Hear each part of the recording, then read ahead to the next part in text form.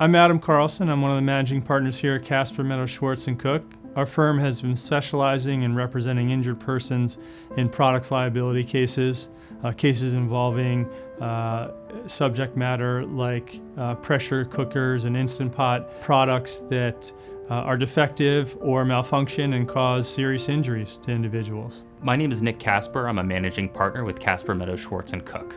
Pressure cookers have existed on the market for decades. It's been a common tool for the chef, but in recent years, they've really become popular among the average consumers. You're seeing them advertised on TV, on banner ads online, and especially during the COVID pandemic when everyone had so much time on their hands, people were cooking at home, making sourdough bread, making all sorts of new recipes. Pressure cookers really took it to a new level. Typically, when you heat up a pot with liquid, there is a release. So for example, if you're boiling pasta with a lid, the lid starts shaking as the pressure builds. The steam isn't building up within the pot.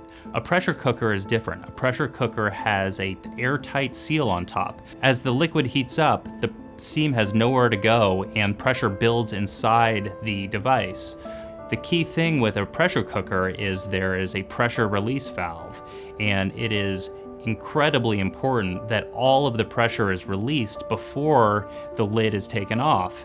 If that lid is taken off when there is still pressure inside the pressure cooker, then everything inside, whether it's liquid or meat or vegetables, everything is going to basically be projectiled out. Many people are getting injured by Instant Pot and other pressure cookers. The way that the products work is it combines heat and pressure to accelerate the cooking process of soups and things like that to create tasty meals. A lot of people have these pressure cookers. They have experience with them. They love them. What happens when these devices open when pressurized is all of the contents are under pressure and they spew out, they project out, and it can cover a huge radius, 10 feet or more. And everything in that area, including people, children, pets, are now covered in scalding hot liquid. Additionally, when the tops come off under pressure, they can fly off and essentially act as shrapnel, and someone can suffer injuries from getting struck by the device. Oftentimes, people are in close proximity to the Instant Pot or other pressure cooker when these accidents happen, which leads to them being directly in the line of fire when the tops have come off and sprayed hot liquid. People are suffering very serious burns to their face, to their chest, to their arms, to their legs, and unfortunately, anyone else in the surrounding area, including children and pets, can be seriously injured in these accidents. People are suffering very painful injuries. When the tops of the pressure cookers and the Instant Pot comes off, the liquid projects onto them, sprays all over them. You see a lot of injuries to the chest area, to the stomach, on people's arms, on their faces even, and they're very, very painful injuries. Burn injuries are some of the more painful injuries that people experience. And the liquid itself carries a lot of heat with it. What we see often is the liquid it essentially adheres to the clothing and then it's sticking to the person, and so the burn continues. People have to strip their clothing off, try and find any relief they can. While they're waiting for the ambulance to arrive, they're getting in cold showers, dealing with this intense burning sensation. Most people that suffer burn injuries from Instant Pot or other pressure cookers end up in the hospital on the day of the incident. They are either taken by ambulance or a loved one or a friend nearby takes them to the hospital. And burn specialists at the hospital treat them. Primarily, the goal of the treatment initially is pain relief. Burn injuries are very serious, very, very painful, some of the more painful injuries that people suffer. And the doctors are trying to get pain relief with either some medication. Depending on the severity of the burn, they may actually have to end up in surgery and deal with the skin graft, things like that. But again, the primary purpose of that initial intervention by doctors is pain relief. Pressure cooker injuries, burn injuries like this do often lead to lifelong consequences.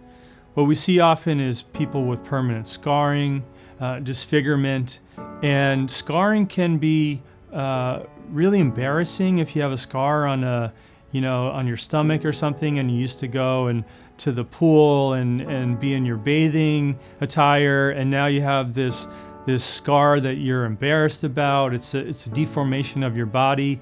Sometimes it can be fixed with plastic surgery. Other times that's not the recommended course, and it's something that you have to live with the rest of your life. We are hearing about cases where someone is told that they technically misused the product. Often that is they attempted to open the top of the lid when it was still under pressure. Sometimes the person didn't even know it was still under pressure. The device hasn't given them clear indications that it's not safe to open the device yet, since there's still pressure inside. The problem is these devices should never open when under pressure. There should be a fail-safe so that even if someone attempts to open it, if it's still pressurized, it shouldn't open. Even if you think you might have misused a product, there's a very good chance that you're still entitled to compensation, and you may have a strong claim against the manufacturer. Reach out to our firm and let us do the evaluation. The first thing to do is get the medical attention you need. You need to, if you've suffered serious burns, you need to get to the hospital as quickly as possible, whether that's through an ambulance or having a loved one drive you there. If you've been injured during an Instant Pot or other pressure cooker incident, it's really important that you do a number of things to make sure that you have a strong claim. First and foremost is you preserve the device. Just put it in a safe place, in a place where you know your kids aren't going to access it or no one's going to throw it away. Preserve it there so you can eventually get it to our firm so we can perform an evaluation of the device. Other things that you should do is take photographs. Photographs of injuries, photographs of the scene. Oftentimes what we're seeing with the Instant Pot and pressure cooker incidents is the top pops off, liquid comes projecting out, and it creates quite a scene in the kitchen. It's important that you document that with photographs. Take photographs and videos of your injuries as often as you can. Oftentimes there's a healing process for burn injuries. Take photographs on the day of the incident, the day after the incident, a week after the incident, and document the healing process. Even if you have not preserved the device, for some reason you got rid of it, you went through a horrific incident, you just didn't want to look at it again, you may still have a claim. Reach out to our firm and we'll evaluate whether or not you can still pursue a claim.